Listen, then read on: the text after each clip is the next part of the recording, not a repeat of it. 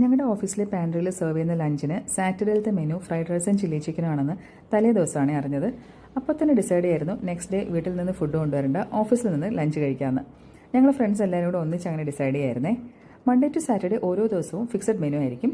Lunch വേണം എന്നുള്ള staff തലേ ദിവസം തന്നെ ഓർഡർ കൊടുത്ത് പ്രീ ബുക്ക് ചെയ്യണം. ഇതാണ് പ്രോസസ്സ്. അങ്ങനെ നെക്സ്റ്റ് ഡേ ഞങ്ങളെല്ലാവരും ഓഫീസിൽ നിന്ന് കഴിച്ചു. അന്ന് കഴിച്ച ഐറ്റംസ് ഇത് ഇതൊക്കെയായിരുന്നു കേട്ടോ. എല്ലാ ദിവസത്തെയും പോലെ ഒരു ചപ്പാത്തി ഉണ്ടായിരുന്നു, പിന്നെ ഒരു സാലഡ് ഉണ്ടായിരുന്നു, 3 ബീൻ സാലഡ്. അതിനകത്ത് വൈറ്റ് ചനയും ബ്ലാക്ക് ചനയും പിന്നെ രാജ്മ ബീൻസും ഉണ്ടായിരുന്നേ. അതെല്ലാം കൂടെ ചേർന്ന് നല്ലൊരു ഹെൽത്തി സാലഡായിരുന്നു.